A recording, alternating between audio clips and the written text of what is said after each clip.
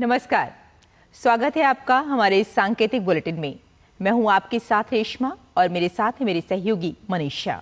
आइए हेडलाइंस पर नजर डालते हैं। नेशनल हेराल्ड केस में ईडी ने सोनिया और राहुल गांधी को बनाया आरोपी। देश भर में आज कांग्रेस का प्रदर्शन, बीजेपी का गांधी परिवार पर निशाना।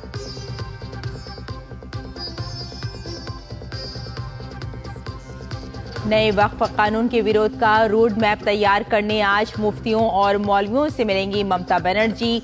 मुर्शिदाबाद में मारे गए हिंदुओं की याद में बीजेपी मनाएगी शहीद दिवस।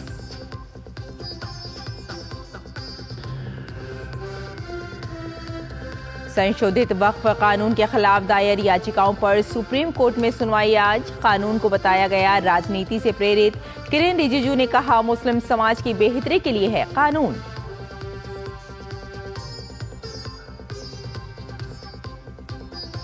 अपने गिरेबान में झांके पाकिस्तान। वक्फ कानून को लेकर टिप्पणी पर भारत ने दिया करारा जवाब। कहा, भारत के आंतरिक मामलों में दखल ना दे पाकिस्तान।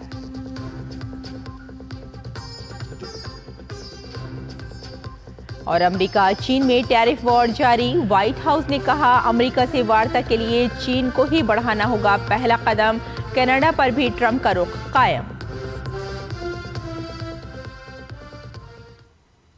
और आइए अब समाचारों पर डालते हैं विस्तार से नजर। प्रवर्तन निदेशालय यानी ईडी ने नेशनल हेराल्ड मामले से जुड़े मनी लॉन्ड्रिंग केस में कांग्रेस नेता सोनिया गांधी और राहुल गांधी के खिलाफ चार्जशीट दाखिल की है।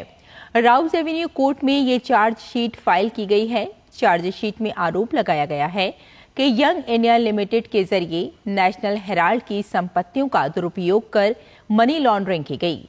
इस केस की अगली सुनवाई 25 अप्रैल को होगी, तब कोर्ट इस पर संज्ञान लेगा। कांग्रेस इसे बदले की राजनीति और धमकी के तौर पर देख रही है। कांग्रेस नेता जयराम रमेश ने कहा कि नेशनल हेराल्ड की संपत्ति जब्त करना कानून के शासन के नाम पर राज्य प्रायोजित अपराध है। करीब 2000 करोड़ रुपए के घोटाले से जुड़े इस मामले में गांधी परिवार सवालों के घेरे में है। इस मामले में ईडी सोनिया गांधी और राहुल गांधी से पहले ही पूछताछ कर चुकी है। बीजेपी की ओर से भी कांग्रेस के आरोपों पर प्रतिक्रिया आई है। पार्टी प्रवक्ता सुधांशु त्रिवेदी ने कहा है कि ईडी द्वारा सोनिया और राहुल गांधी का नाम चार्जशीट में आना पूरी तरह तकनीकी मामला है। कांग्रेस पार्टी को ध्यान रखना चाहिए कि इस विषय की शुरुआत वर्ष 2012 में हुई थी और एक जनहित याचिका के माध्यम से दिल्ली हाई कोर्ट ने अक्टूबर 2013 में इस केस की सुनवाई प्रारंभ की थी। लिहाजा ये मामला दर्ज तब हुआ जब मोदी सरकार सत्ता में आई भी नहीं थी। इसलिए कांग्रेस पार्टी का इस पर राजनीति करना उचित नहीं है। बीजेपी ने कहा कि तकनीकी दृष्टिकोण से ये भारत के इतिहास का एक ऐसा विचित्र मामला है जिसमें एक कंपनी जिस पर 90 करोड़ रुपए की देनदारी थी, वह हजारों करोड़ रुपए की संपत्तियों वाली कंपनी में बदल गई। बीजेपी ने ये पॉइंट भी उठाया है कि कांग्रेस पार्टी के माध्यम से उस कंपनी में 76% शेयर केवल राहुल गांधी और सोनिया गांधी के पास थे। बीजेपी के अनुसार इसका सीधा अर्थ यह है कि 3/4 से अधिक स्वामित्व केवल इन्हीं के पास था। यानी ये राजनीतिक रूप से भी एक स्पष्ट संकेत है। पश्चिम बंगाल की मुख्यमंत्री ममता बनर्जी नए वक्फ कानून के विरोध लगातार राज्य में माहौल तैयार कर रही हैं। इसी कड़ी में ममता आज मुस्लिम समुदाय के साथ बैठक करने जा रही हैं। नेताजी इंडोर स्टेडियम में ममता आज इमाम और मुतवल्ली से मिलेंगी। गौरतलब है कि पश्चिम बंगाल में वक्फ कानून के विरोध प्रदर्शन में हिंसक घटनाएं भी सामने आ चुकी हैं। बड़ी संख्या हिंदुओं का पलायन करने पर मजबूर होना पड़ा है। बीजेपी समेत विपक्षी दलों ने ममता सरकार पर तुष्टीकरण का आरोप लगाया है और ममता बनर्जी से इस्तीफा मांगा है। पश्चिम बंगाल के मुर्शिदाबाद जिले में वक्फ कानून के खिलाफ हिंसक विरोध प्रदर्शन के बाद हालात नियंत्रण में तो हैं, लेकिन तनावपूर्ण बने हुए हैं। वक्फ कानून के खिलाफ विरोध प्रदर्शन के दौरान हिंसा में शनिवार को पिता पुत्र समेत 3 लोगों की हत्या कर दी गई थी।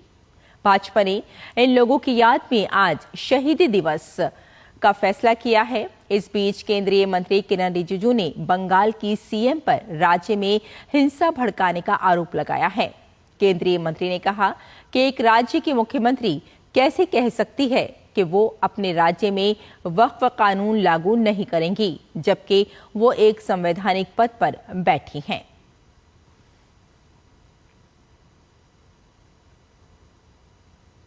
राष्ट्रीय मानवाधिकार आयोग एनएचआरसी की एक टीम पश्चिम बंगाल के मुर्शिदाबाद की जांच के लिए इलाके का दौरा करेगी। टीम 3 सप्ताह के भीतर आयोग को अपनी रिपोर्ट सौंपेगी। ये फैसला वक्फ कानून के विरोध में हुई हिंसा के बाद लिया गया, जिसमें 3 लोगों की मौत हुई और कई लोग घायल हुए। आयोग ने ये फैसला मानवाधिकार उल्लंघनों की शिकायत मिलने के बाद लिया है। ये टीम स्थानीय अधिकारियों, पुलिस, पीड़ितों और गवाहों से बातचीत करेगी ताकि तथ्यों का सटीक आंकलन किया जा सके। वक्फ कानून में बदलाव के खिलाफ सुप्रीम कोर्ट में दाखिल की गई सभी याचिकाओं पर आज दोपहर 2 बजे सुनवाई होगी। सुप्रीम कोर्ट में 20 से ज्यादा याचिकाएं दाखिल हुई हैं, जिनमें वक्फ संशोधन कानून 2025 की वैधानिकता को चुनौती दी गई है। ज्यादातर याचिकाएं कानून के विरोध में हैं। हालांकि कुछ याचिकाओं में कानून का समर्थन भी किया गया है। 2 याचिकाएं ऐसी भी हैं जिनमें वक्फ के मूल कानून वक्फ एक्ट 1995 को ही चुनौती देते हुए रद्द करने की मांग की गई है। प्रधान न्यायाधीश न्यायमूर्ति संजीव खन्ना, न्यायमूर्ति संजय कुमार और न्यायमूर्ति केवी विश्वनाथन की बेंच मामले की सुनवाई करेगी। केंद्र सरकार ने भी सुप्रीम कोर्ट में कैबिनेट दाखिल की है। याचिका में केंद्र ने कोर्ट से अपील की है कि वे इस मामले में कोई भी आदेश पारित करने से पहले केंद्र सरकार की दलील भी सुने।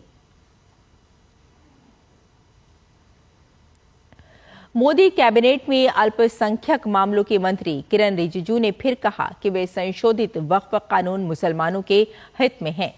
कोची में उन्होंने मुस्लिम समाज से अपील करते हुए कहा कि वे कांग्रेस और कम्युनिस्ट पार्टियों का वोट बैंक ना बने, क्योंकि वोट बैंक बनने के बाद उनके हितों के साथ गलत व्यवहार किया जाता है। रिजिजू ने नए वक्फ कानून के फायदे गिनाए और कहा कि किसी को भी जबरदस्ती और एक तरफा तरीके से किसी की जमीन छीनने का कोई प्रावधान नहीं होना चाहिए। इसलिए पहले की सरकारों के द्वारा की गई गलतियों को सुधारने के लिए यह कानून बनाया गया है। पाकिस्तान की ओर से भारत के वक्फ संशोधन अधिनियम पर की गई आलोचना पर भारत ने कड़ा ऐतराज जताया है।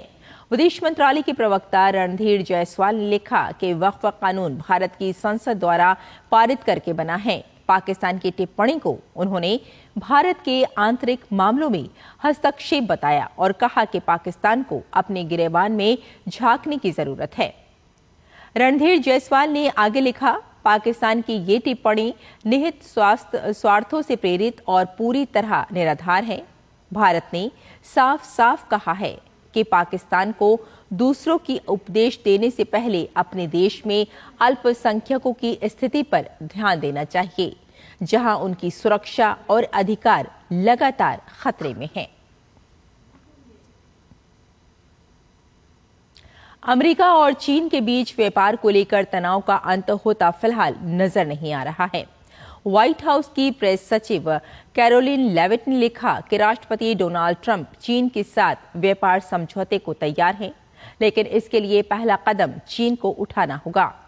उन्होंने कहा कि गेंद अब चीन के पाले में है। हमें चीन के साथ समझौता करने की आवश्यकता नहीं है, बल्कि उन्हें हमारे साथ समझौता करना है। उन्होंने ये भी कहा कि चीन को हमारी, खासकर अमेरिकी उपभोक्ताओं की आवश्यकता है। दरअसल बीते शुक्रवार को चीन ने अमेरिकी वस्तुओं पर आयात शुल्क बढ़ाकर 125% कर दिया था, जो अमेरिका द्वारा चीनी वस्तुओं पर शुल्क 145% तक बढ़ाए जाने के जवाब में उठाया गया कदम था।